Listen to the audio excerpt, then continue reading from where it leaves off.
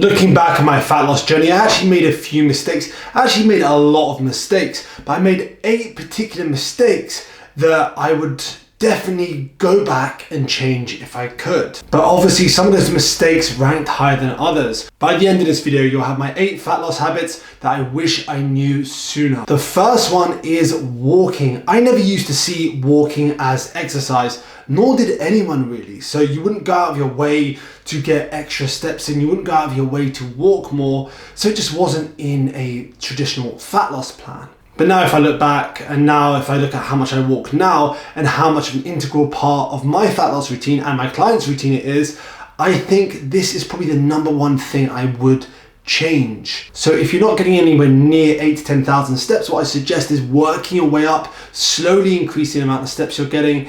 And just remember that it's not just gonna help you burn more calories. Like a 10K walk or 10K steps a day will burn between 400 to 600 extra calories. It's also gonna benefit your overall health. Like I said, it'll benefit your heart health, your mental health, your physical health, your gut health, your overall health. Removing snacks and just sticking to 3 to 4 meals a day. That really simplifies it. This is not something I used to do. I used to snack in between my meals. I used to have like 2 snacks and 3 meals. So technically 5 feedings, or if you want to call it 5 meals. At one point I had way more, but this is when I was like serious about fat loss. All I did was increase the frequency I ate at, just increasing the chances of overeating. And if I had my healthy snacks, that would be fine. By healthy, I mean low calorie snacks. But if I didn't, I'd be used to the pattern of eating, then I would overeat on stuff that was available. So I suggest removing snacks, sticking to 3 to 4 meals a day. This is gonna help you get in a calorie deficit and help you stay in a calorie deficit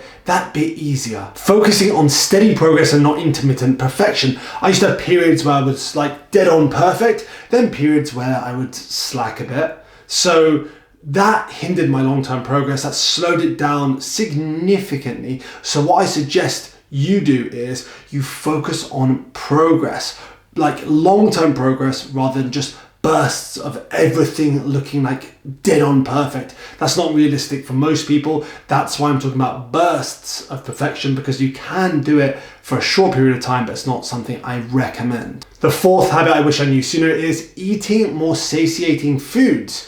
Like just generally knowing about the satiety index. I knew about it to some degree, but not to the degree I know about it now, which just ranks food in order of how filling it is, basically. So replacing stuff like rice with potatoes, eating lots of vegetables, like green vegetables with my meals, lots of fiber to make that meal as filling as possible.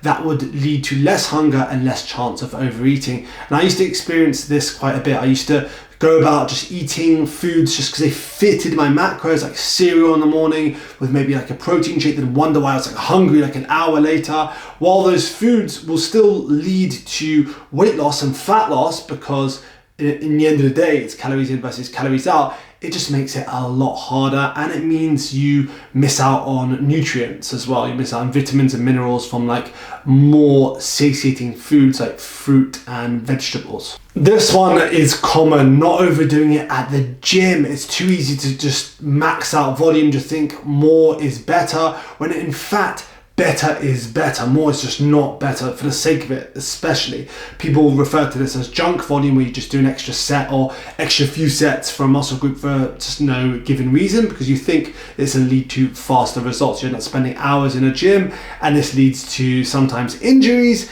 and sometimes overtraining. Either of those situations you do not want, because they end up with you end up with no result. Trust me, I've done this to the extreme, where I've actually had a serious injury, loads of little injuries, but one serious injury which took me out for close to 5 years, and that's what I'm on, still on the I would say I'm pretty much 100%, but still on the rebound, recovering from that one injury that took me out like 5 years ago. Weight training 3 to 4 times a week is enough for most of you. Just spending between 30 to 60 minutes in the gym, depending on how well structured your routine is. That's more than enough for literally, I would say 90 to 95% of you watching this. If it's enough for me, I've been lifting for like 18 years, it's gonna be enough for you. Depending on who you speak to, this can be quite controversial. So steady state cardio over HIIT. That's high intensity interval training. Steady state is where you like choose like a specific cardio exercise and you maintain that current intensity.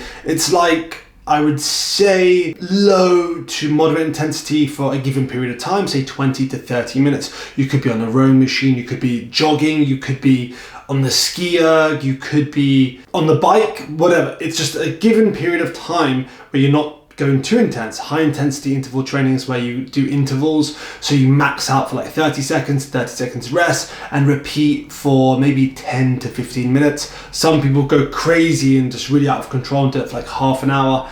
And that's, you might think, oh yeah, hardcore, but yet that's going to lead to small niggles, small injuries maybe in the long run. And when you look at the research, you compare steady state cardio to HIIT, which I used to do loads of, by the way. I used to do a ton of HIIT. You can see that over the course of a day, you burn the same amount of calories. So I know what I'm gonna go for. I'm gonna go for more steady state sessions. Doesn't mean I'm not gonna do a HIIT session here and there. I am, but most of my cardio is gonna be based around steady state. And that's something I would have done differently, because the amount of times I've done HIIT training just end up with a small injury, or ended up just sleeping really badly that night because my central nervous system was just crushed.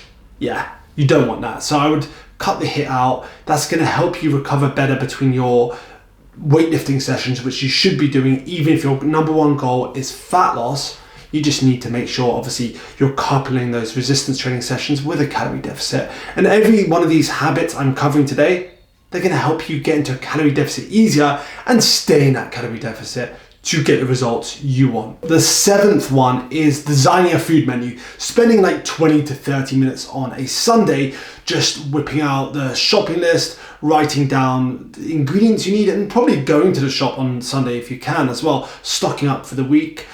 I never used to do this. I just kind of eat on the fly, just buy a bunch of like meat, like chicken, fish, and then just a bunch of like carbs, like rice, pasta and potatoes, and like cereals and oats, and just make whatever. But the problem with that was that it would take up way more time, and even when it came to like meal prepping, I'd be way more confused and way more like just thinking, like, what am I going to make? But instead, now I design it on a Sunday. So I spend some time just right now, what I'm going to have for breakfast most days, which is pretty much the same thing every day now. How boring, but it works.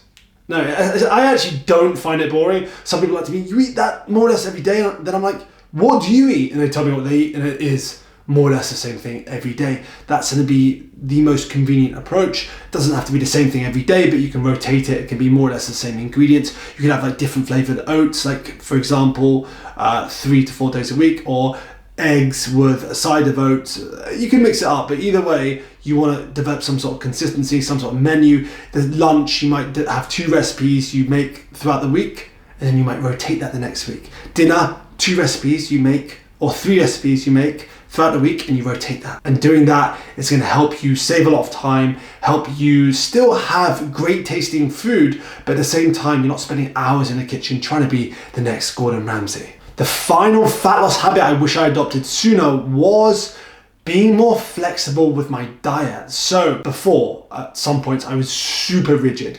Only like ultra clean foods. I'd eat like chicken breasts with like broccoli and rice. It got super boring and used to cause me to have these epic cheat days on a Sunday. I would just go literally crazy with food on a Sunday, and come the Monday, I would kind of weigh in some ridiculous amount because of the water weight and everything else, and then my sleep would be messed up that Sunday night, and my workout would be pretty shit, even though I've got the extra fuel on the Monday, and then the rest of the week would suffer a bit because I would literally have a food coma on a Monday morning because I'd eat between 5,000 and 7,000 calories just because I had a cheat day of eating everything I probably wanted to eat and way more during that week. So instead now what I use is the 80-20 rule. 80% of the time whole foods that are according to the plan, and then 20% of the time I'm eating stuff like cakes, biscuits, like indulgent meals. Like if you see me make my cheesy pasta with like buffalo prawns,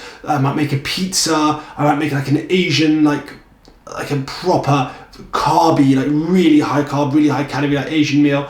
I'll include those things.